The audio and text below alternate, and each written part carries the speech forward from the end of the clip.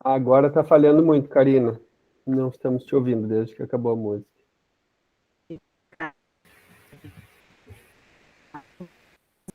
E agora? Eu vou continuar falando. Deu para ouvir um pouquinho. Talvez tenha que desligar a tua imagem linda. Que agora tá de cabelão, hein? Vamos testar. De repente, E daqui a agora, pouco gente? já normaliza. Tá tão bonito falando aqui das professoras. Parabéns para todas que receberam esse dom de ensinar, e que é um desafio, né? Eu estou chegando perto do dia de me tornar professora, estou aqui com muitas interrogações, pensando no será que eu sou capaz, né? E como que eu vou receber isso, né? Esse presente aí de educar e trocar conhecimento com outros seres. Então, isso, e vamos começar mais um Quilombo Literário. Para quem nunca participou, o Quilombo Literário é um espaço de partilha de contos escrito por pessoas negras, onde a gente partilha um conto ou uma leitura e divide em parágrafo ou frase, como uma pessoa, o Rodrigo vai colocar ele na tela, o texto ou o conto, e cada pessoa vai ler um trecho, como se sentir à vontade. Tem funcionado muito bem, sem a gente precisar chamar. E depois a gente discute esse conto e quase sempre a gente traz convidados, né? Esse projeto ele foi pensado para acontecer presencialmente pelo professor Rodrigo da Rosa. E ele chegou aqui em São Lourenço já como remoto, né? E foi um desafio, mas está sendo muito lindo, né? Hoje nós temos 30 convidadas aqui. É um projeto muito bonito, onde as pessoas vêm e não vão mais embora, né? Gurias, está aí a Sandra, a Elô, a Lisandra, o pessoal que já participa há bastante tempo. Então, eu agradeço a presença de cada um e cada uma. E hoje nós teremos o conto sagrado Pão dos Filhos, né, que é da Conceição Evaristo. E teremos 3 convidadas, que é a Ariel, que é estudante do PPG, a Lusitânia, que é a mãe da Ariel, e a Sandra, nossa querida Sandra Ribeiro, que a gente já tem como aqui da nossa família. Nós somos uma família, né? Uma Micheia, não sei, está pedindo desculpa ali, não tem que pedir desculpa. Esse espaço é um espaço nosso. Espero que todos se sintam à vontade. Nos sigam nas redes, né, lá no Instagram e no @Quilombo Literário e no Facebook. Acho que é isso, né, Rodrigo? Quer falar alguma coisa? Que nós temos uma equipe, né, também, que é o Rodrigo, o Éder, que está aí conosco hoje, que agora é voluntário, que já formou, a Marielda, a Vitória e a Mariela. E eu. Não sei se o pessoal quer falar mais alguma coisa, Rodrigo. Não, acho que era isso mesmo. Muito bem apresentados. E as gurias? Querem apresentar os guris? Não, Karina, para mim tudo tranquilo.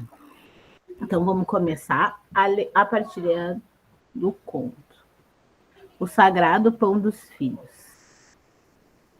Da mais velha de todas as outras velhas, ouvi várias histórias, e dentre tantas havia uma narração que me acompanhou a infância inteira, a do pão sagrado, alimento nascido das mãos de uma mãe para seus filhos. Depois que ela, cozinheira, retornava da cozinha de sua patroa, Isabel Correia Pedragal.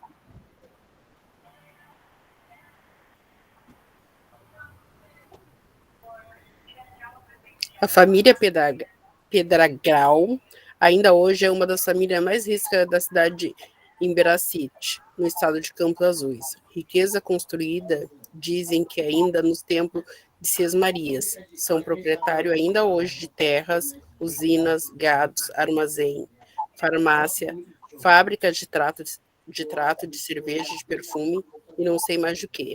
E de geração a geração, o descendente dos Correias Pedragrau herdaram não só os bens materiais, mas também a prepotência de antigos senhores, acostumados a mandos e desmandos, inclusive as mulheres, Dona Isabel Correia Pedragrau, e sua prole de sinhazinhas, exerciam ou exercem ainda uma vigilância cruel sobre quem trabalha com eles.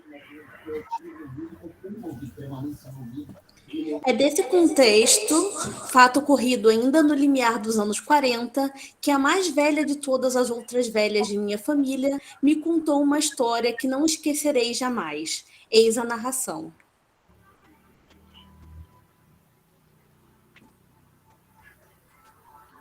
Vou ler. Andina Magnólia dos Santos, filha de Jacinta dos Santos e de Bernardino Pereira, cresceu sob o mando da Casa Grande, embora tenha nascido em 1911, servindo a família Pedragal desde pequena, sendo a menina brinquedo, o saco de pancadas, a pequena babá, a culpada de todas as artes das filhas da senhora Corrêa. Andina Magnólia cresceu forte, bonita e trabalhadora, apesar de tudo. Religiosa também, temendo que a pretinha da casa, assim era chamada pela senhora Corrêa e pelos familiares, se enveredasse pelos caminhos não tão católicos, a exemplo dos pais que rezavam para Jesus Cristo em um tal de Zambi, Dona Corrêa esmerou-se em plantar na menina a fé nas coisas da igreja do Padre Joaquim. E assim, Andina Magnólia foi batizada e encaminhada para o catecismo. Deixa eu ver, que agora eu me perdi. Tá. Segundo senhora Correia, ao mandar a pretinha para a igreja, 2 serventias eram realizadas. Andina cuidava das meninas enquanto as levava para a igreja e também aprendia as virtudes cristãs para não corromper as Pedragalzinhas. Assim a vida seguia. Andina cresceu e as Pedragaldinhas também. Casaram-se todas. Andina, um jovem trabalhador, cujas origens provinham também de africanos escravizados em terras brasileiras. As moças de Casa Grande misturaram suas fortunas com as dos primos ricos ou com os filhos dos velhos amigos da família, também soberbos e afortunados. Andina foi destinada a trabalhar com uma das novas senhoras do Império Pedragal.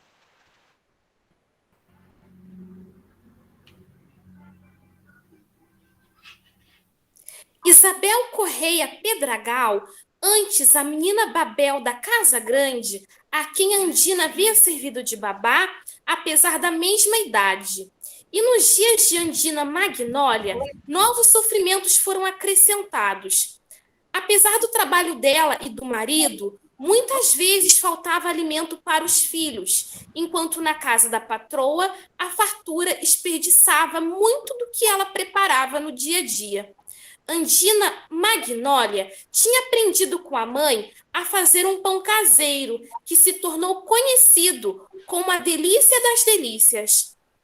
Toda a família da Casa Grande vinha buscar o pão feito por Andina.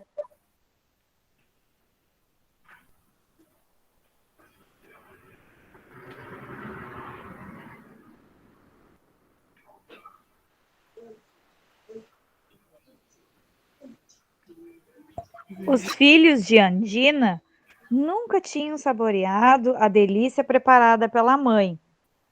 Tal a dificuldade para comprar os ingredientes para a feitura do pão em casa. Um dia, patroa um dos pães para levar para casa e não recebeu uma resposta positiva. E a partir desse dia, além de se contentar com um único pedacinho que a patroa cortava e lhe dava, tinha que comer diante dela, sem nada levar para casa. Andina aparentemente obedecia, mas, à medida que comia, deixava alguns pedaços farelitos cair no peito, entre os seios, por debaixo da blusa.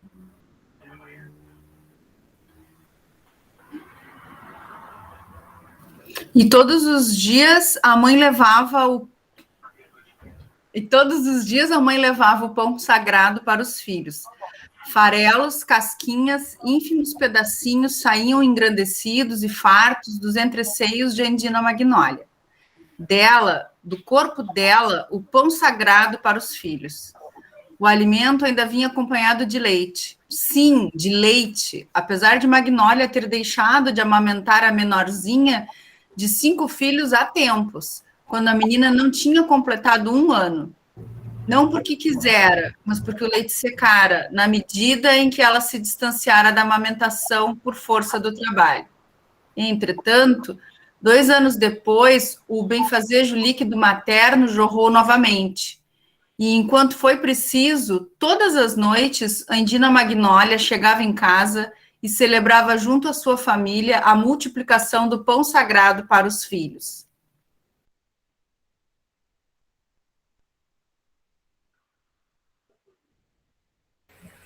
Celebração em que Zambi, por força de sua presença, transformava o mínimo trazido por Magnólia na fartura do alimento para os seus protegidos.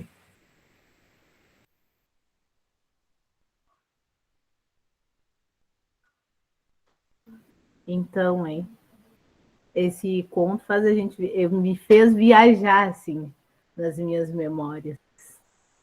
Mas, Ariel, te apresenta para nós, Mariela. Desculpa, Ariel. Tu te apresenta para nós. Tá certo. Boa noite, gente. Meu nome é Ariel, então, né, como disse a Karina, eu sou mestra, né, formei recentemente aqui no PPG Letras aqui da FURG, e a minha dissertação eu fiz sobre Poncia Vicêncio, né, sobre a obra da Conceição Evaristo, que, na verdade, eu tenho estudado desde a graduação, desde a primeira vez que eu peguei um livro da Conceição na minha mão, eu nunca mais consegui largar. E é sempre engraçado quando, num evento, eu tenho a tarefa de apresentar a Conceição Evaristo. Parece uma coisa tão... Porque a figura da Conceição Evaristo é tão emblemática, né? Ela é uma autora tão importante, talvez a mais importante da atualidade, né? E aí, apresentar quem é a Conceição Evaristo. Eu acho que no dia de hoje vale a pena começar dizendo que Conceição Evaristo é professora aposentada do município do Rio de Janeiro, né? Dia dos Professores, eu acho que é um bom fato para a gente começar sobre ela. Ela é uma autora mineira, então, nascida em 46, né? E já que a gente vai falar um pouco sobre a questão da escrevivência, eu acho que vale a pena a gente retomar alguns elementos da biografia dela, né? A Conceição, ela, por muitos anos, ela trabalhou como empregada doméstica, né? Ela conciliava o trabalho com os estudos, né? O que a gente vê é tão presente na escrita dela, essa questão do trabalho doméstico, como a gente viu no conto. Ela é formada em letras pela UERJ, ela é formada em letras, me fugiu a universidade, mas ela é formada em letras. Ela é mestre em literatura brasileira pela PUC e doutora em literatura comparada pela UF. Ela tem uma série de publicações, né? Ela tem 2 romances. O meu primeiro contato com a obra dela, inclusive, foi através dos romances dela, né? Que é Poncia Vicêncio, que foi o primeiro romance que ela publicou, e Becos da Memória. E eu sempre acho interessante, quando a gente vai falar da questão da escrevivência, da obra da Conceição Evaristo, lembrar o quanto que Becos da Memória demorou para ser publicado. Ela mesma fala isso em diversos momentos, né? O Poncia Vicêncio é publicado primeiro, mas Becos foi escrito mais de 20 anos antes, então é uma marca aí que sempre a gente vai lembrar, né, para marcar os desafios que foram, né, a carreira da Conceição Evaristo, os desafios que ainda são impostos, né, pelo mercado editorial para a publicação de mulheres negras. Mas, enfim, também vale destacar agora na atualidade, né, os que Conceição Evaristo ela recebeu o prêmio Jabuti por Olhos d'Água, né, ela tem 3 coletâneas de contos, Jabuti, o Olhos d'Água recebeu o prêmio Jabuti, ela apareceu em novela da Rede Globo, ela é tema de vestibular, né, então essa ascensão da literatura, da obra da Conceição Evaristo, ela é importante marcar. E eu acho muito válido dizer também, né, que a Conceição Evaristo ela é uma militante do movimento negro, e isso é muito evidente na obra dela, no projeto literário da Conceição, né? A obra dela tem esse compromisso ideológico que vai estar presente justamente na questão da escrevivência que a gente vai discutir aqui. E para falar da questão da escrevivência, eu vou tirar um momento para falar sobre o dia que eu conheci a obra da Conceição Evaristo, como é que eu entrei em contato com essa obra. Eu estava na graduação, recebi uma pilha de livros para selecionar um, e naquele ler, cai na minha mão Poncia Vicêncio. Quando eu abro aquele livro, eu vou longe, eu viajo. Eu leio uma história ali que não é a minha história, mas é a história da minha mãe, é a história da minha avó. A história que está ali é a história que eu escuto desde que eu era pequenininha. A história a história da discriminação, a história das mulheres nas casas de família, do trabalho como domésticas, né? Então, isso foi algo que me tocou muito, que fez com que eu permanecesse com essa obra da Conceição Evaristo. Eu, enquanto uma mulher branca, posso não ter vivido essa história, mas essa história ela está em mim, né? De certa forma, eu herdei essa história como a minha mãe herdou da mãe dela, né? Esse meu primeiro contato com a obra da Conceição Evaristo, eu sempre lembro dele quando eu estou escrevendo sobre, que a obra da Conceição ela deixa muito clara como a história dos negros, principalmente das mulheres negras no Brasil, é a história do Brasil, né? É a história de todos os brasileiros, que é algo que foi muito apagado ao longo da nossa literatura, né? A mulher negra ela teve sempre muito na margem da nossa literatura. E a obra da Conceição Evaristo, ela subverte isso, né? E eu acho que é algo que é importante marcar. E sempre que eu falo da questão da escrevivência, eu lembro de um texto da Conceição, que chama Da Grafia Desenho da Minha Mãe, um dos lugares de nascimento da minha escrita, que é o texto em que ela escreve aquela frase muito emblemática sobre a escrevivência, né, que a gente sempre ouve, que ela diz: a nossa escrevivência não pode ser lida para ninar os da casa grande, e sim para incomodá-los em seus sonos injustos. E isso é muito marcante desse compromisso ideológico, né, da obra dela. Mas o que me toca nesse texto, e que para mim remete muito ao conto que a gente leu agora, é a narrativa que ela faz da mãe dela que era lavadeira, e ela diz que nos dias de chuva a mãe dela pegava um graveto e desenhava no chão um sol, e ela faz uma referência que o desenho que ela faz é como algo ancestral, né? Isso que ela traz de outros. Ela faz esse desenho no chão, e que esse desenho foi o primeiro sinal gráfico, foi a introdução à escrita dela, é esse desenho que a mãe dela faz, e que ela e os irmãos seguiam junto com a mãe traçando esse sol no chão.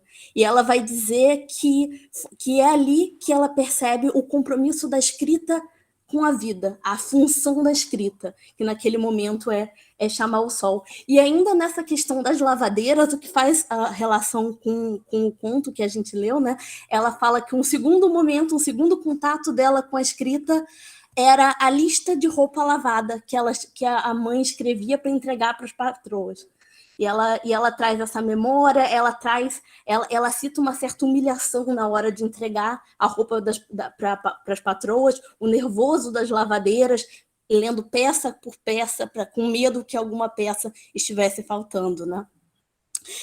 Então, todos esses elementos marcam essa escrevivência, essa confusão escrita e vivência que a gente vai ter na obra dela. E nesse texto, ela traz uma definição que, na verdade, eu gosto mais do que a definição famosa, embora, né, ela também seja importante. Ela diz que a escrevivência dela funciona como um espaço de autoafirmação de suas particularidades e especificidades como sujeito mulher negra, constituindo a escrita de um corpo, de uma condição, de uma experiência negra no Brasil. E eu acho que essa é a definição mais marcante mesmo da literatura da Conceição Evaristo, né? Mais do que isso, ela vai trazer num outro texto dela, que retoma a dissertação, né? Ela fala que quando ela escreve, quando ela inventa, ela diz: eu crio a minha ficção, não me desvencilho de um corpo mulher negra em vivência. E que, por ser meu corpo e não outro, vivi e vivo experiências que um corpo não negro, não mulher, jamais experienciaria. E eu acho essa uma outra questão muito marcante na obra dela, e ela vai falar, inclusive, na obra teórica dela sobre isso, né?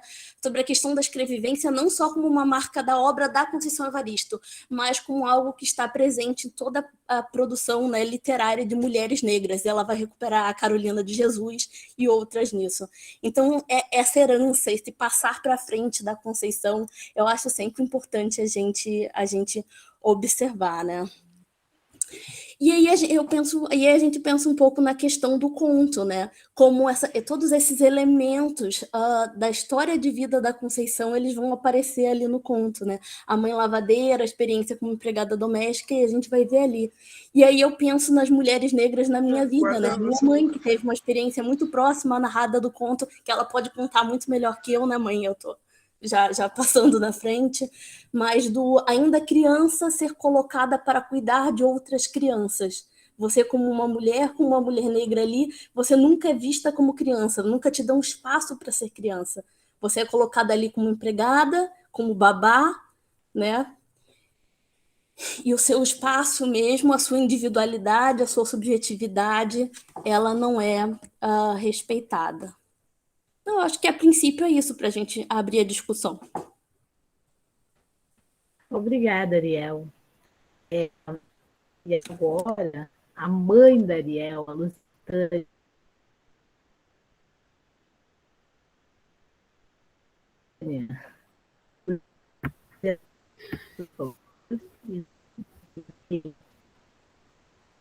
para iniciar. A Karina foi substituída por um robô. Vai lá, Lusitânia. Falhou? Obrigado, Ariel, também. Bem-vinda. Falhou bastante. Depois tu vê na gravação. Boa noite. Boa noite a todos. Agradeço por essa oportunidade, tá, de estar aqui com vocês hoje. Sempre escuto minha filha falar, né, ler em relação, né, aos contos. E para mim é difícil, né, estar aqui falando, né, pode me parecer, mas eu sou um pouco tímida também, né, mas eu penso que é normal, né, a primeira vez que eu estou entrando em contato com vocês, né, mas eu sou de Recife, né, estado de Pernambuco, fui para o Rio de Janeiro, tinha por volta dos 8 anos de idade, e com a família, que sou filha de pais analfabetos, avós maternos e paternos. Meu pai, né, assinava apenas o nome. Eu passei, né, por várias casas também de pessoas no qual eu tinha, durante a infância, né, no qual minha avó materna acabou me assumindo, né, porque minha mãe era profissional do sexo na época, né, então teve um filho, né, de cada pai, então ficou eu, filha única, né, do pai que eu conheci, né, que chegaram, enfim, eram casas, não sei, moravam juntos, e dessa relação me parece que não tinham dúvida que eu realmente fosse filha dele, né? Porque na separação eu acabei ficando com a minha avó materna. Essa avó por fim, não é? Me levou para uma outra casa para eu tomar conta de uma outra criança, para eu ser babá. Eu estava por volta dos meus 9, eu penso que eu devia ter uns 9, 10 anos, não me recordo assim exatamente. Mas o que acontece? E quando eu fui levada para essa casa, a governanta, que era negra na época também, foi que me atendeu, a minha avó, e na fala, né, a minha avó tinha dito, né, que precisava que eu ficasse, que eu trabalhasse, eu estava sabendo, né, que era para babá, e essa governanta na época, né, chegou a falar que como que eu ia, né, como que ela iria, né, contratar uma criança para cuidar de outra criança, né, e eu muito criança ainda, então na época foi pedido assim, ó, foi falado por essa governanta, né, que o que poderia fazer é me contratar, mas para eu brincar, no caso, fazer companhia a essa outra criança, que não teria como, né, eu tomar conta dessa criança. E assim eu fiquei nessa casa, né, os primeiros dias chorei muito, né, querendo voltar assim mesmo para casa, mesmo não tendo, né, o que comer, não tendo amor, porque né, na época eu sofri inclusive, né, abuso por parte do meu pai, né? Então que essa avó, hoje eu entendo, né, que essa avó, quando me levou já muito novinha para ser babá, ela certamente estava querendo me livrar, né, daquele homem, daquela pessoa que estava querendo me abusar, né, que estava abusando de certa forma. Então, não sei quanto tempo eu tenho, né, assim, para falar, que eu estou talvez me estendendo muito. Então, o que acontece? Fiquei nessa casa e à noite, não me recordo exatamente, mas eu era levada até a minha casa para levar o dinheiro, nessa governanta levava o dinheiro lá para minha avó. E eu, assim, não saía nem do carro, né? Entregava o dinheiro e logo em seguida, nem envio nem nada, em seguida já eu voltava para essa casa. Depois disso, isso ainda em Recife, nós viemos para o Rio de Janeiro, e no Rio de Janeiro veio a família toda. Vindo a família toda, eu fui parar de novo numa outra casa, uma família no Rio, que eram de brancos e negros, mas todos com aquela coisa do cabelo. Lusitânia, você não deve ser filha, como é que você é filha, né, desse casal? Sua mãe tem um cabelo liso, seu pai, embora moreno, tem um cabelo liso, será que você é filha mesmo? E eu já ouvia isso da minha avó biológica, né? Ah, mas aí, por final, ela herdou o cabelo dela é assim, porque o irmão do pai, né, tinha o cabelo ruim, que dizia cabelo ruim, né, que não era... Enfim. Então, eu fiquei nessa casa, e nessa casa eu acabei, né, me dando conta de que eu fui, mais uma vez, né, minha avó... falando com essa família que precisava que eu ficasse, não é, que precisava, né, de dinheiro, e na época essa família, que era uma mãe, minha mãe, no caso, de criação, morava com a mãe, que no caso seria minha avó. E na época ela disse, eu não tenho, né, minha avó fala assim, eu sou já de idade, eu não tenho como adotá-la, não tem como, e como é que eu vou, com essa idade também, ela estuda? Não estudava, eu fui para a escola com 13 anos de idade, direto para a primeira série. Por quê? As escolas de município não aceitavam já por conta da idade, então se pagou a escola para mim. Mas igual, antes disso, eu passei, né, por vizinha, minha irmã também de criação também, um me ensinava as vogais, a outra alfabeto, eu precisava, né, ir no super, uma das tias, né, fazia o desenho, porque eu não sabia ler, se eram 6 pães, botava o desenho de 6 pães, se era 1 litro de óleo, fazia o desenho do litro de óleo ali, e assim eu fui seguindo. Né? E nessa casa, que sempre era apresentada, essa é a minha segunda filha, a filha do coração. mas, na verdade, essa filha de coração estudava, mas ela tinha obrigações, deveres, antes de ir para a escola, eu teria que lavar toda a louça, eu teria que arrumar a cozinha. Se os tios, ia para a casa de veraneio, no Rio de Janeiro, me convidava, não, a Lusitânia, ela pode ir sim, mas ela vai na sexta com vocês, mas domingo ela tem que estar de volta, porque ela tem que me ajudar. E antes de eu ir, eu tinha, naquela época, a coisa de encerar o piso, limpar, lavar azulejo, eu tinha que fazer toda uma faxina antes de ir. E assim, teve passei também, não bastasse, passar por abuso por conta, do meu pai, ser abusado do meu pai, mas também na casa que eu estava também, E eu já estudando, eu comecei, a abrir os horizontes, eu buscava muito, na época eu não tinha, mas eu sei que na família já tinha computadores, tinha internet, mas eu não tinha acesso. Então, eu comecei a buscar os livros e eu dormia, numa biblioteca, na época eu já estava estudando, porque na época mesmo eles queriam me colocar, quando eu fui morar lá, eles queriam me colocar para dormir num quartinho fora da casa. Só que eu demonstrei medo, claro, já tinha passado por abuso por parte de pai, naquela época não tinha, na minha família não tinha banheiro dentro de casa, o banheiro era fora.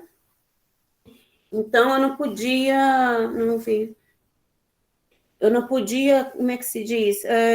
Eu não conseguia dormir lá fora, eu tinha medo, tinha medo de escuro, e por muito insistir, aí acabou minha mãe conversando com a minha avó, mãe, quem sabe a gente deixa ela dormir aqui dentro, ela dorme na biblioteca, que era eu falo biblioteca, mas tinha uma estante de livro na parede, enorme, um sofazinho que tinha as laterais, que tirava aquela almofada de onde encosta, botava na lateral e eu dormia ali.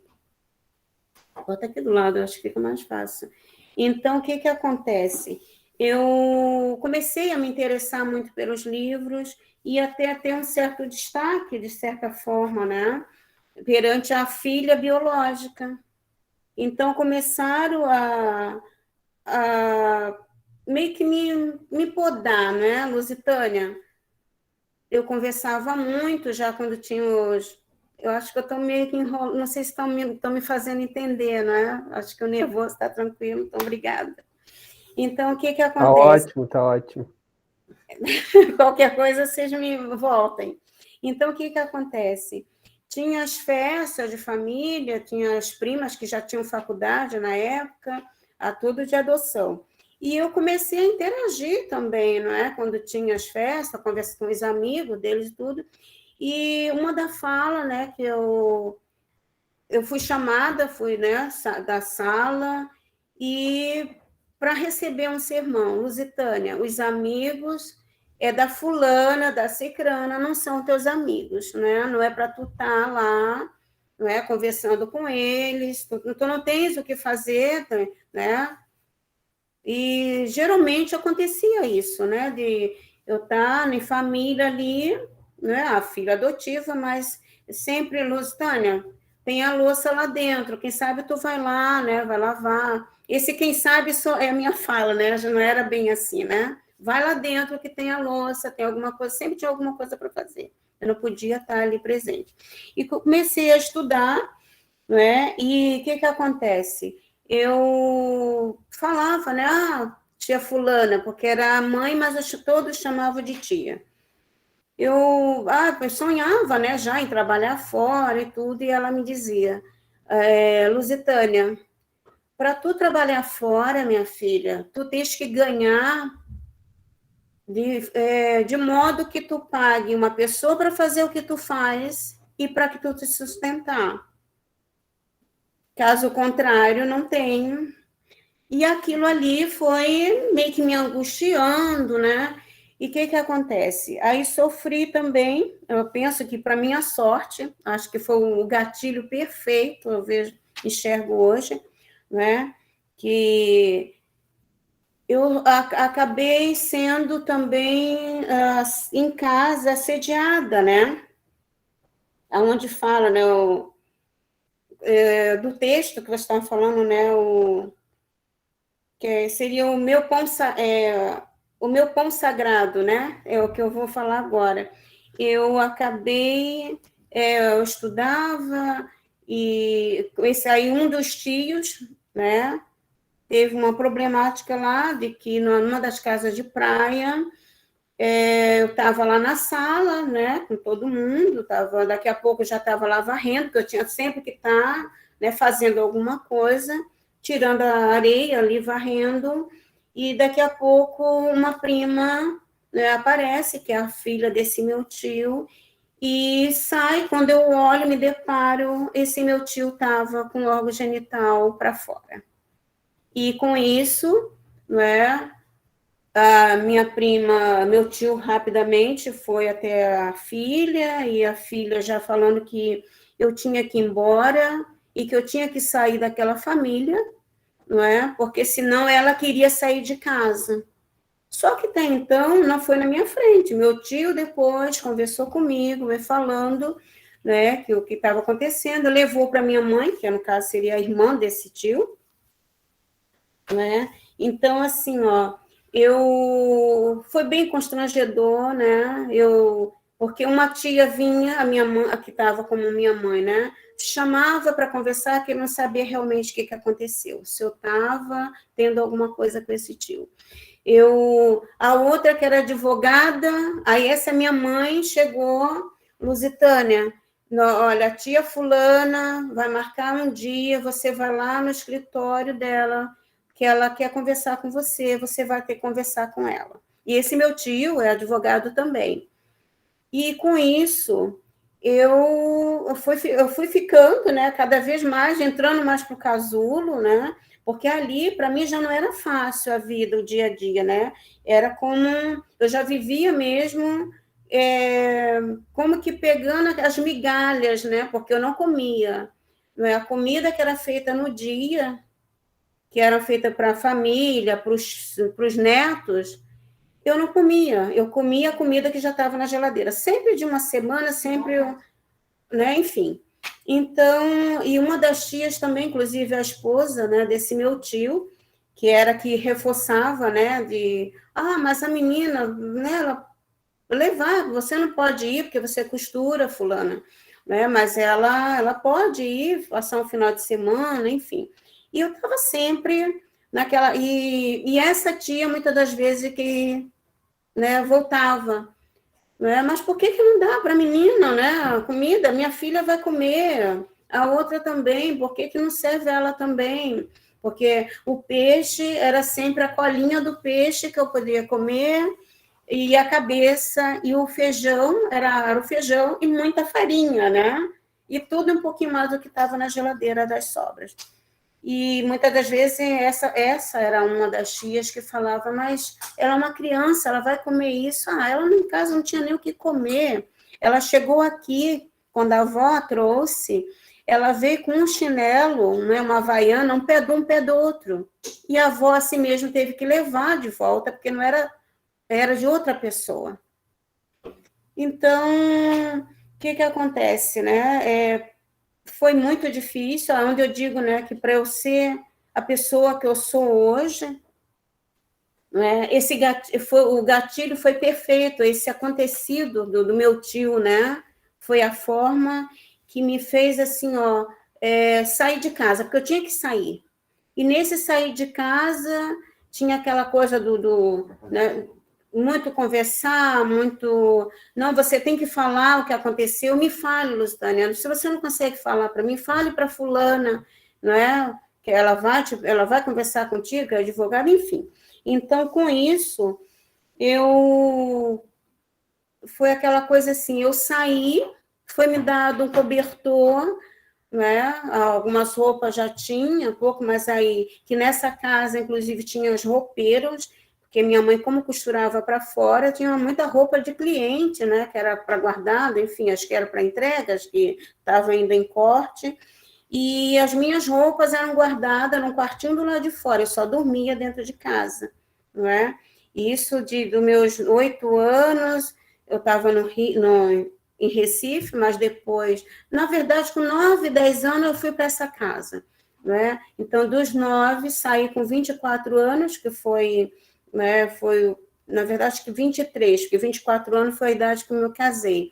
Eu saí dessa casa, que eu tinha que sair, e eu eu já namorava meu esposo, né, estava na escola, que eu fazia na época o normal, que hoje, né, vocês fazem pedagogia, né, mas na época era o normal, e eu desisti, não quis fazer mais no período de estágio, me apavorei, vendo a sala cheia, né, não quis fazer, e essa mãe que eu tinha que trabalhar, ganhar mais, de forma que eu pudesse, né, pagar uma empregada para fazer o que eu fazia, e me manter, ela tinha dito, né, mas você vai desistir, hoje, para quem é pobre, é o normal, né, tem que fazer o normal, que é a pedagogia.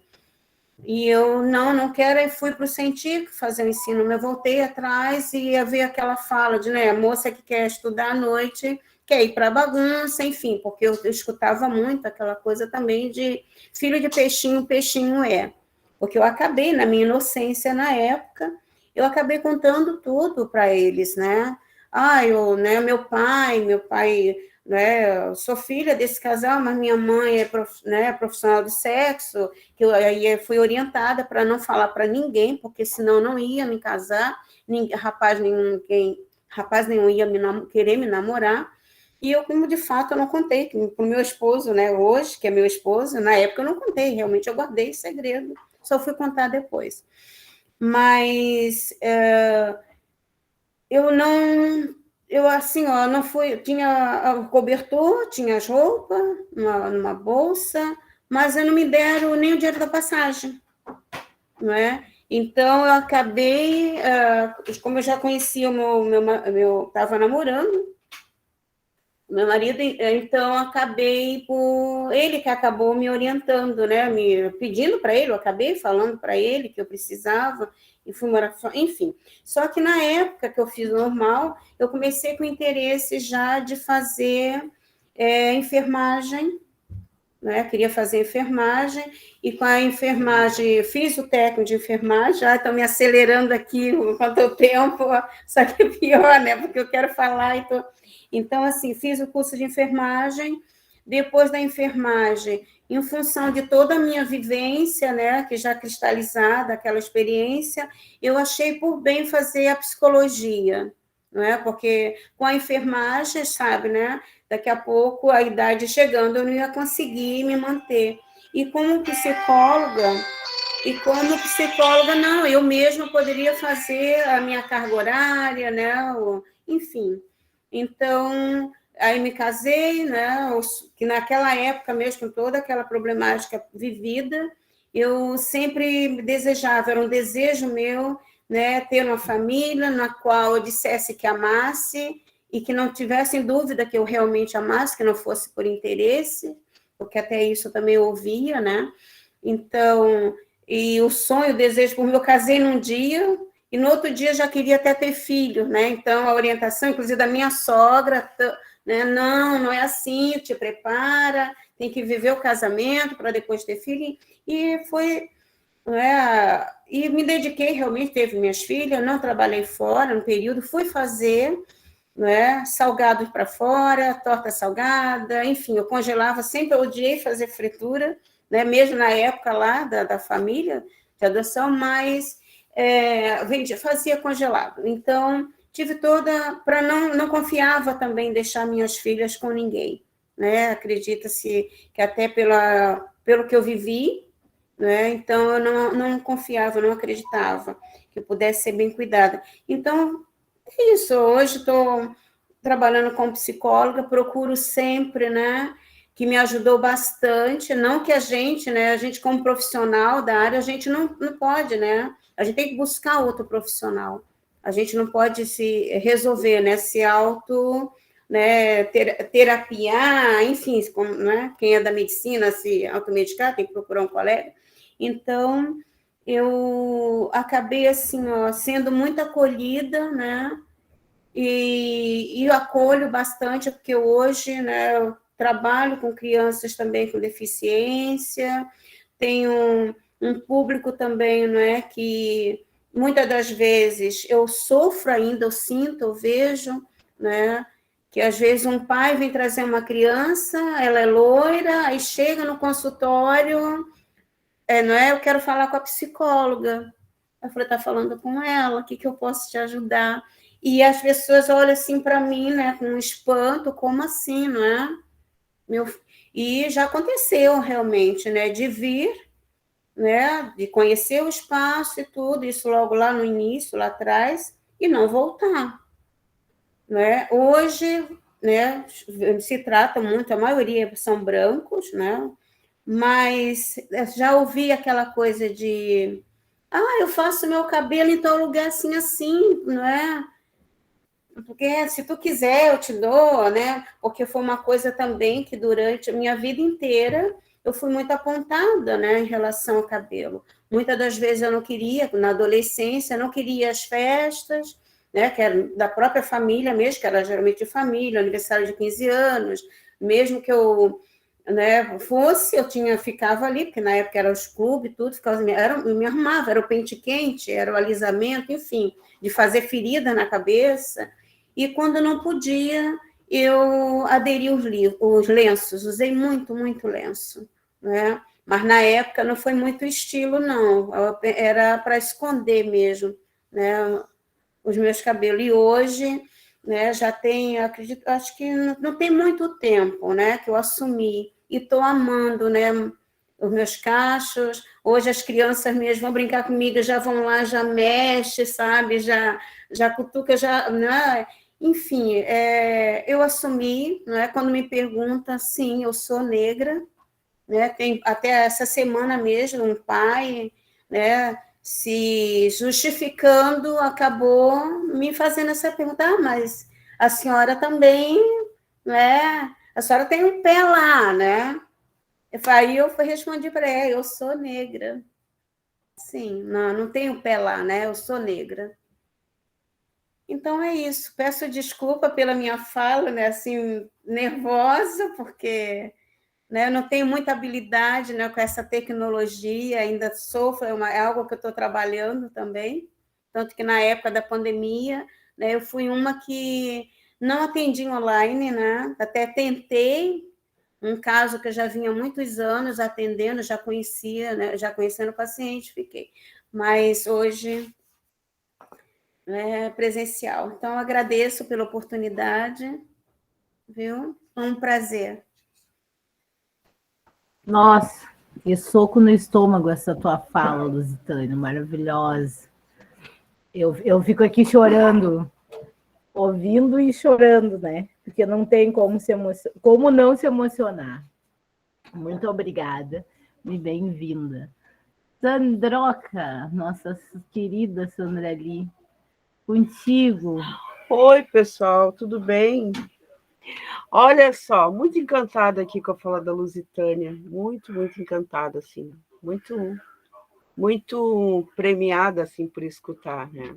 É muito importante que a gente se escute, nós mulheres nos escutemos, né, muito, e a gente deixe que o outro se proponha a escutatória. Porque quando alguém diz assim para ti, não, isso eu não quero escutar, tu praticamente corta a necessidade que a pessoa tem daquele momento dela, né? A fala da Lusitânia é maravilhosa, assim, o depoimento dela maravilhoso, e assim traz memórias de muitas coisas, né, vividas por mim, pela minha mãe. Deixa a Lusitânia aí que eu quero enxergar o rostinho dela. Muitas coisas vividas por mim, pela minha mãe, por várias mulheres, né, que a gente conhece ao longo das experiências, né, e pensar assim, ó, que hoje, a partir deste conto, né, que a vida da Lusitânia é um livro, né, muito mais que um conto. A partir do conto hoje que a gente está trabalhando, eu queria dizer poucas coisas, assim. Por favor, poderia botar as imagenzinhas que eu mandei para ti, Rodrigo? Se é possível. Sim, já vou colocar. Tá. É bem pouquinho, não vou ocupar demais o tempo de você. Bom, mas dizendo assim, as coisas são difíceis. Numa sociedade mundial, onde ela é branca, masculina, né? Quem manda na sociedade são os homens brancos. Eles decidem sobre o aborto, eles decidem sobre o corpo da mulher, eles decidem tudo. Ainda decidem tudo. E é muito importante que a gente tenha espaços como, por exemplo, o espaço de trabalho da Lusitânia para as pessoas se escutarem mulheres, que por vezes, quase sempre, a experiência de uma serve para a cura de outra, né? Ou até para repensar a vida de outra. Assim. E o que eu tenho a dizer, assim, juntando, né, um pouquinho lá do conto e um pouquinho do que a primeira, o que a Lusitânia fala.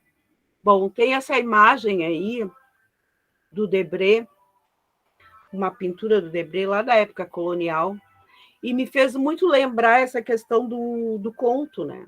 Os farelos que a Casa Grande joga para aqueles que eles simplesmente internalizam como os outros, né? Os que não têm, os que têm que dormir no quartinho lá no fundo, os que têm que estar sempre fazendo alguma coisa, não pode estar nunca desocupado. Eu lembro, a minha mãe trabalhou toda a vida de doméstica, e sempre que a gente ia a algum lugar, a gente chegava e as pessoas já diziam para minha mãe: não, nada de ficar arrumadinha. Tu acha que tu vai ficar arrumadinha assim? Não, vai tirar essa roupinha porque tem a louça para lavar, tem isso, para aquilo. Só que eu fui crescendo e comecei a me incomodar com aquilo. Eu dizia assim: como assim, mãe? Tu chega nos lugares e tu não tem o direito de ficar sentada conversando com as outras pessoas. Tem que estar sempre trabalhando, porque negra tem que estar sempre trabalhando. Negra é uma máquina, ela não é um utensílio, ela é como se fosse o aspirador de pó, o liquidificador, a batedeira, essas coisas, né? Ela tem que ter utilidade. E a utilidade dela é o trabalho. Então, se ela não está trabalhando, como assim? Ela não tem utilidade, ela está fora do contexto. Então, ali no sofá onde senta o patrão, o filhinho do patrão, os amiguinhos do patrão, não é lugar para negra.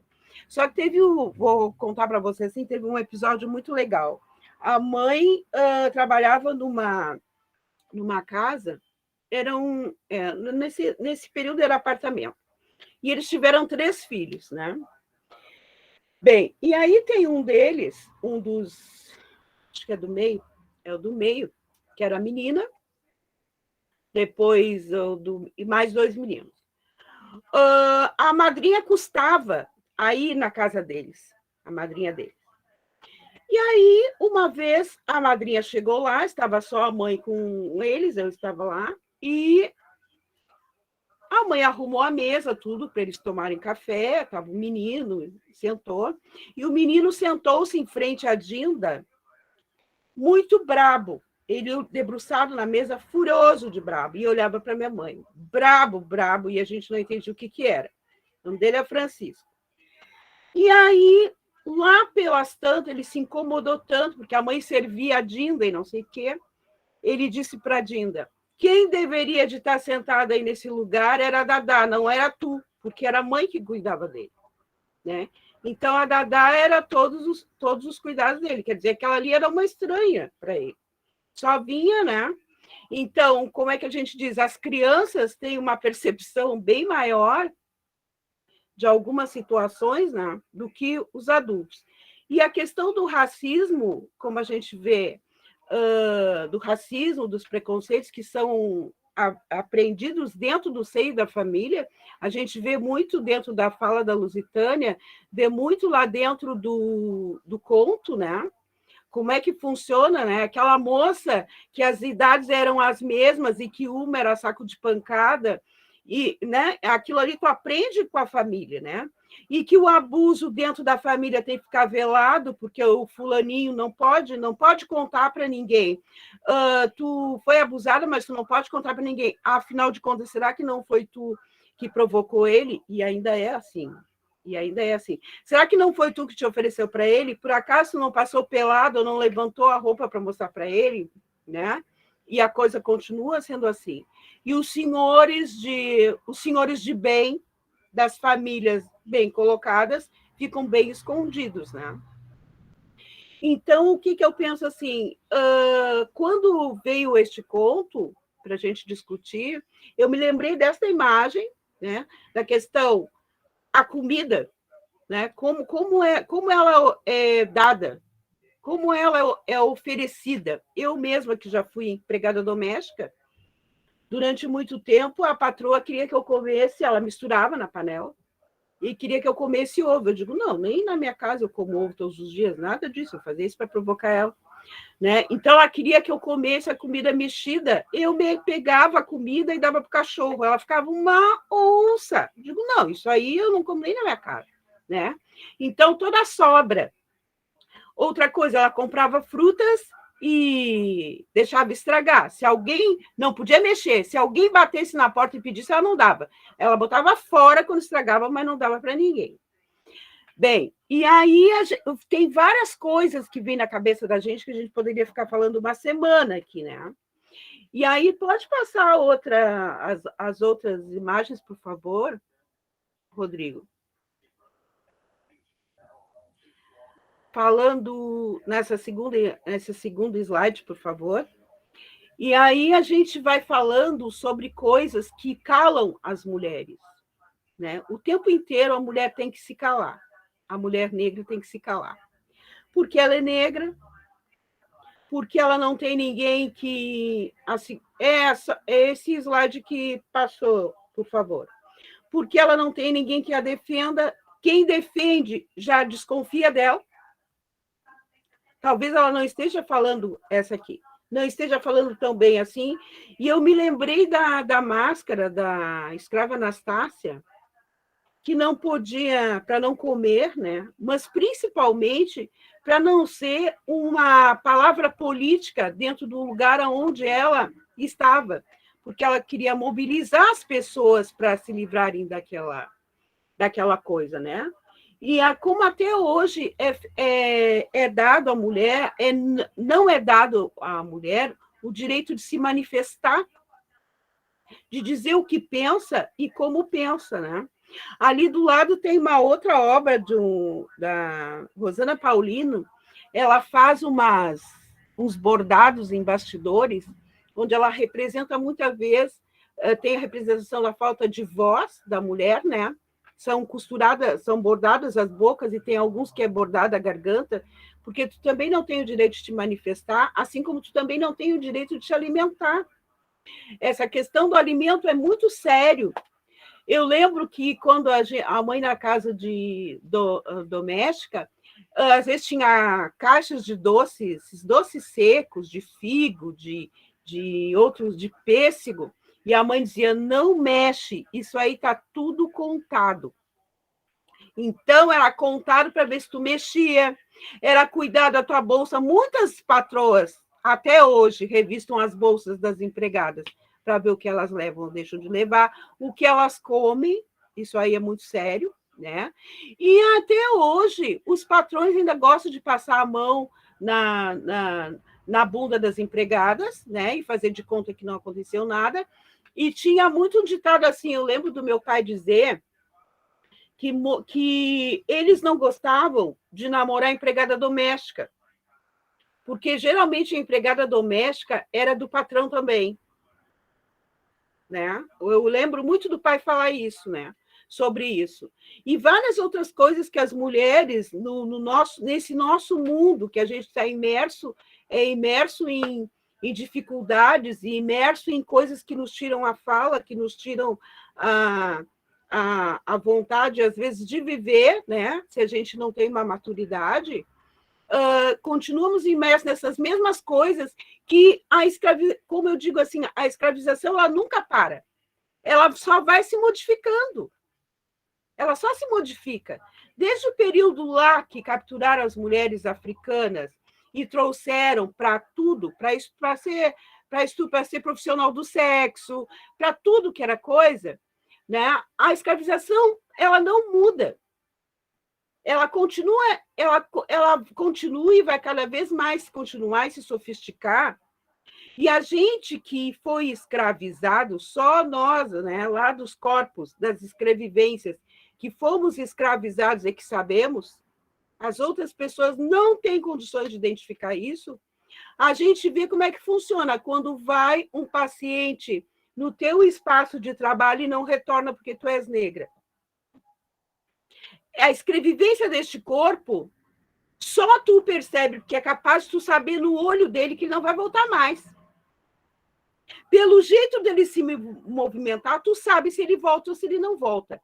E isso aí é só um corpo negro que percebe. Não existe outro. Tá? Por exemplo, se fosse no escritório onde tu trabalhas, no espaço onde tu trabalhas, Lusitânia e Ariel, a quem eles chamariam de psicóloga? Entendeu? Então, só corpo negro sabe isso. Isso aí são coisas, é aquilo que é a escrevivência da qual a Conceição fala, que não adianta a pessoa dizer assim, mas tu vai ficar chorando isso ou aquilo. A gente sabe. A gente sabe. A gente sabe a corporeidade do outro que está dizendo. A gente sabe a negação do olho do outro que ele está dizendo. A gente sabe a maldade na palavra do outro que ele está dizendo. E só o teu ouvido escuta, porque é o teu ouvido que conhece o predador. Não são os outros. Quando ele diz a palavra, ele sabe para quem ele está dizendo.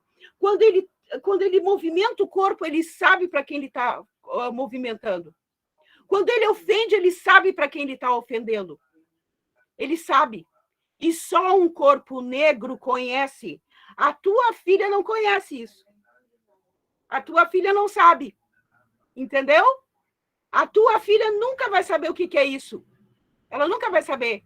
Ela é filha de negra, mas ela nunca vai saber o que é um corpo que te nega pelo movimento dele. Um corpo que te nega pelo olhar dele. Um corpo que te cospe na cara sem nem ter se levantado. Um corpo que te nega comida, que te nega a palavra, que te nega o espaço. Então, nós somos negadas em todos os lugares e não adianta alguém dizer, não, mas isso na tua cabeça tu está inventando. Eu não estou inventando, eu estou sinestesiando. Porque essa coisa de penso, logo existo, isto é outro tipo de pensamento. Eu sinestesio, logo sinto. E logo existo. É muito diferente. É muito diferente. Eu sinestesio e sei quem está me ofendendo. Eu sei o que tem debaixo de uma palavra. É como se eu levantasse o tapete e visse a sujeira de baixo. Eu sei o que significa. A outra pessoa não sabe. E é por isso que nós, mulheres negras, precisamos nos aquilombar e nos escutar. Nós, mulheres negras, precisamos nos escutar em todos os espaços. Em todos os espaços. Tá? Porque, assim, dentro da universidade, nós somos rechaçadas, nós somos debochadas. Só nós compreendemos. Só nós entendemos o deboche. Só nós entendemos o pouco caso que fazem das nossas falas, das nossas escritas, daquilo que nós pensamos. Só nós sabemos. As outras não sabem. Não adianta dizer que fulana também passou isso e o fulano também... Elas não sabem. Se ela for negra, ela sabe, mas se ela for branca, ela não sabe e nunca vai saber.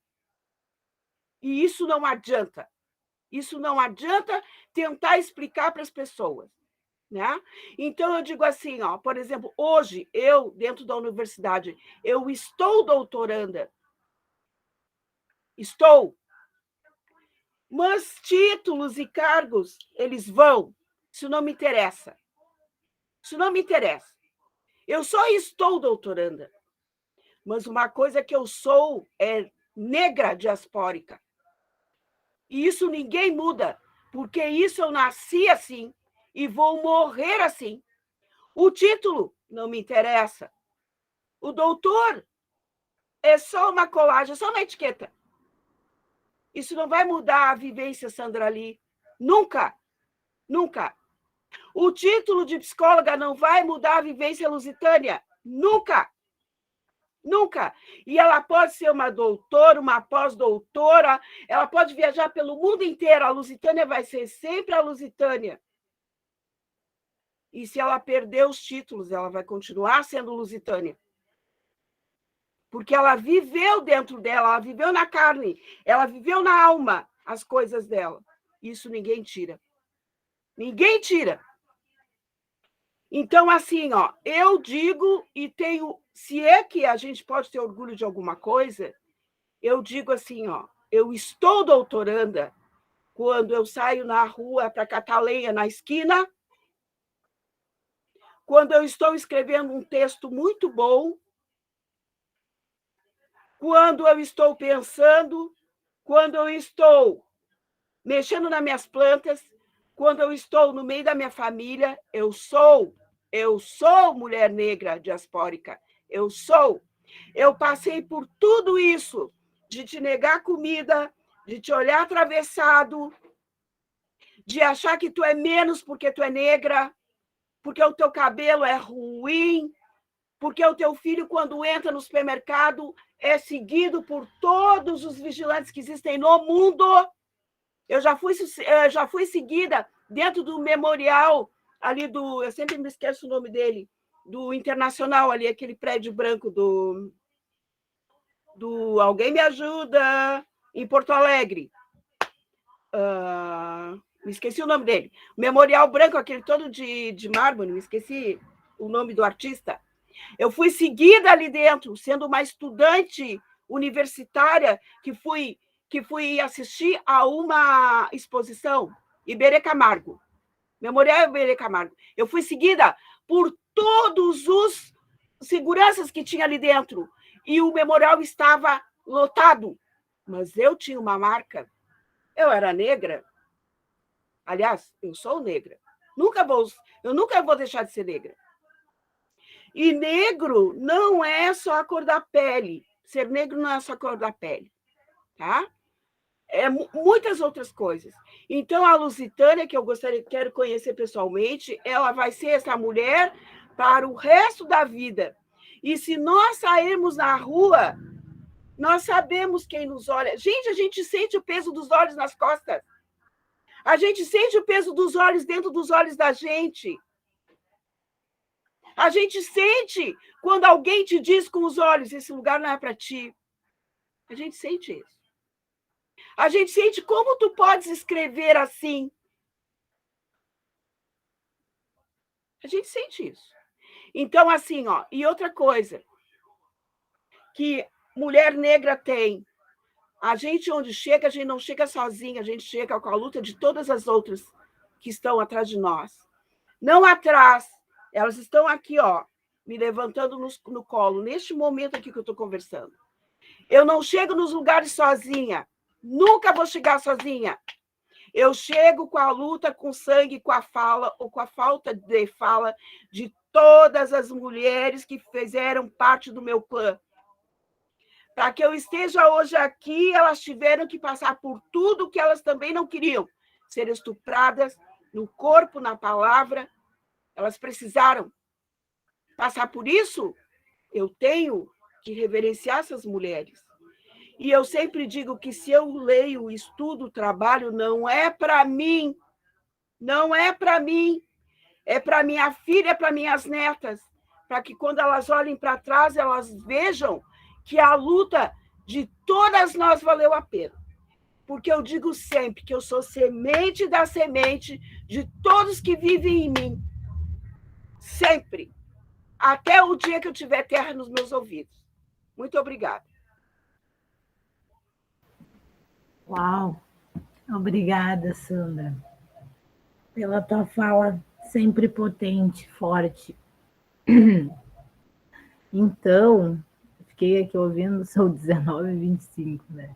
E que coisa boa ouvir essas falas que nos contemplam e que a gente consegue se enxergar, né? É isso. Nós nos enxergamos na fala de todas vocês.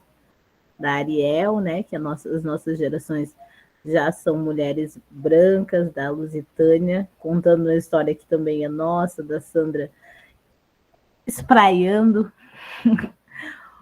o significado dessas coisas, e ficamos aqui refletindo.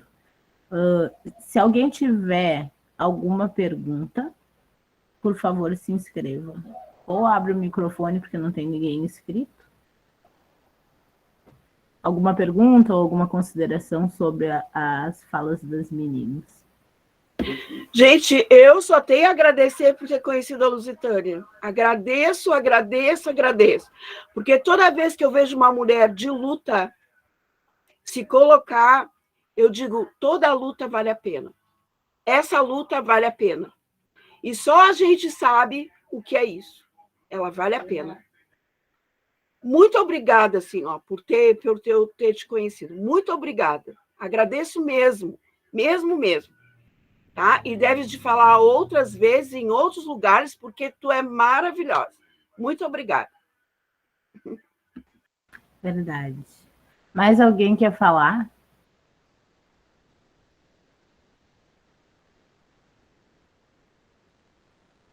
Silêncio. Então, vou convidar a Ariel para fazer as considerações finais, porque já são 7h27, passa muito rápido o tempo aqui, né? Muito rápido. Mas eu preciso sentir o volume. Gente, eu só queria dizer para a Lusitânia que eu queria muito, muito abraçá-la, viu, Lusitânia? Nossa, gente, eu tenho que ir nesse sul um dia e encontrar vocês. E é muita, muita potência junta, viu? Gratidão, viu, por compartilhar sua vida conosco. Muito, muito obrigada, viu? Meu respeito. Obrigada, Andréia. Eu posso, então? Antes de qualquer coisa, eu tenho que agradecer a minha mãe, porque agradecimento a gente faz em público, né? Antes de eu ir ele abraçar ela, tem que agradecer aqui em público, né? Por ela ter vindo falar, ela ter compartilhado com vocês o que ela compartilhou comigo, né? Eu só tenho a agradecer, porque a minha mãe, ela não me deu tudo, ela me deu tudo, não só como mãe, mas também a minha pesquisa, tudo que eu tenho é por causa dela. O que me encantou na Conceição foi por causa dela. As memórias que eu tenho mais queridas da minha dissertação, da minha pesquisa, é eu estar lendo um poema em voz alta, eu estar lendo uma coisa e ouvindo minha mãe rir do lado, dizendo, é isso aí mesmo, eu passei a mesma coisa, eu senti a mesma coisa. Então, essas são as boas memórias que eu tenho, né, da minha carreira. Eu tenho que agradecer tudo à minha mãe. Maravilhosa. Te amo. Sandra, que maravilhoso te ouvir falar. Eu tava ansiosa para ouvir a Sandra falar. A Lu vivia falando dela para mim. Não, que vocês têm que se conhecer, que vocês têm que falar. É a primeira vez que eu estou ouvindo a Sandra falar. Que privilégio. E que privilégio estar aqui no Quilombo, poder participar, poder passar um pouco dos meus conhecimentos. Porque o que eu conheço é teórico, né? Então, ouvir a experiência de vocês é maravilhoso. Eu sou muito grata.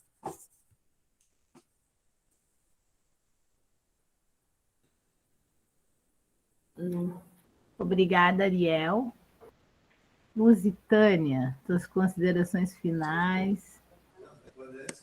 Considerações finais. Eu sem áudio.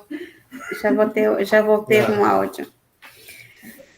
Pessoal, eu agradeço, né, pela oportunidade mais uma vez, né, e que continuemos nessa batalha, né, nessa luta que é constante, né. Falando, né, Sandra, referente aos filhos, né, que quando sai com os filhos, vai nos locais, né, também meio que nós somos vigiados, parece. Eu não passei por isso, né, que minhas filhas são brancas, mas quando elas eram bebês ainda, né, no carrinho, né, mais de uma vez, né, no comércio, me pediram, né, Ariel, mas tão linda, é sua filha, você não me dá ela? E eu, com isso, né, eu fiquei assim, eu saí de perto, e para todos, eu muito nova, né, eu dizia, me pediam para segurar ela no colo, ela, a Camila também, e eu dizia, não, elas estranham, não posso deixar que segure, ela vai chorar, né? E eu vim para o mundo com essa coisa, né? Essa garra, essa leoa, né? Que tinha que proteger ali, né? As suas filhas, né? Seus filhotes. E a Camila, a mesma coisa também. Fui morar num local também que alugamos um imóvel, e a Camila ainda novinha, eu grávida da Camila, na verdade, com a Ariel do lado. Me pediram também, né? Mais uma vez me pediram a minha filha, se eu não dava. Aí, claro, né? Eu, mais que depressa, falei, não, amor, vamos nos mudar daqui, eu não quero ficar mais aqui. Né? E ele tá, né? Ele prontamente, que sempre foi um amigão, super parceiro, né? Até hoje. Então, mais que né? Antes que alguma coisa acontecesse, nós saímos do local. Então, não é fácil ser negra, né? Nesse mundo nosso, né? Nesse mundão, né? Que é um mundão. Né? Sim, Lusitânia. Mais uma vez, obrigada mesmo. E assim que der, vamos marcar para tomar o nosso cafezinho, um chazinho. Lusitânia, é que mulher negra não pode ter filho bonito. Não pode. Tá sem entendeu? som? Ué, não. Eu tô. Ué, falhou? Tá escutando? Tá escutando? Estou escutando, gente. Assim, ó, mulher negra não pode ter filho bonito. A minha irmã, nós somos duas irmãs. A mãe sempre foi muito caprichosa. Uma vez no ônibus, uma mulher disse assim, ai, tão pretinha, mas ela é tão limpinha, tão cheirosa, não quer me dar ela, mãe? Olha, a mãe fez uma cara para a mulher, quase engoliu a mulher com os olhos. Porque mulher negra é relaxada e não tem direito a ter filhos.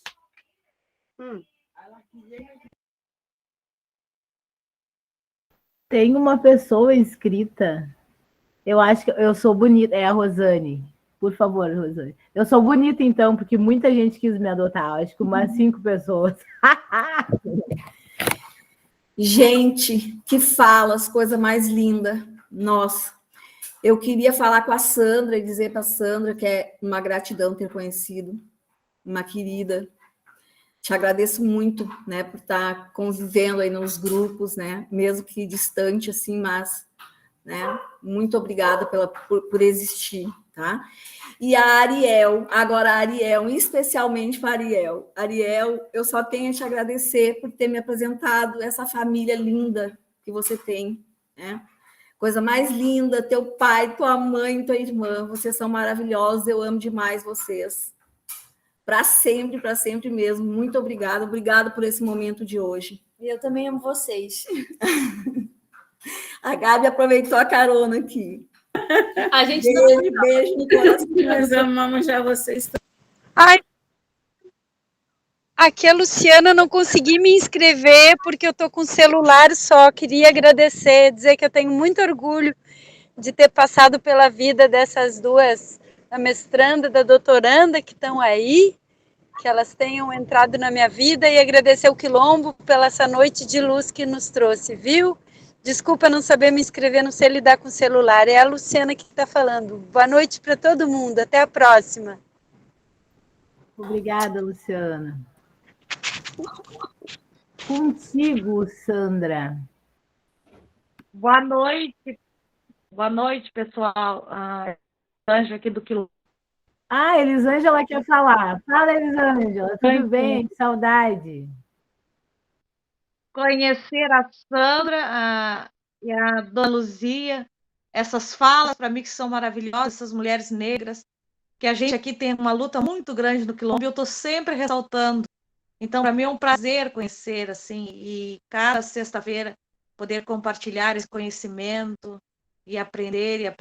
Então, é uma honra e um beijo forte. E fala.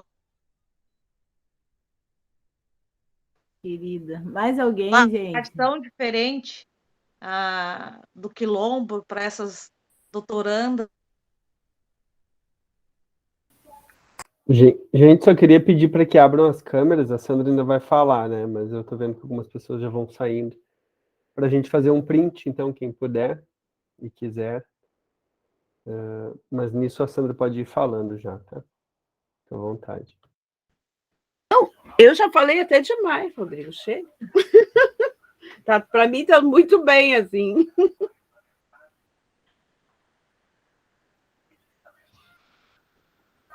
Vamos lá, então.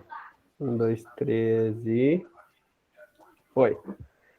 Beleza. Eu vou botar lá no grupo, tá? Caso alguém ainda não faça parte do grupo, dá um sinal pra gente que a gente manda o link. Tá.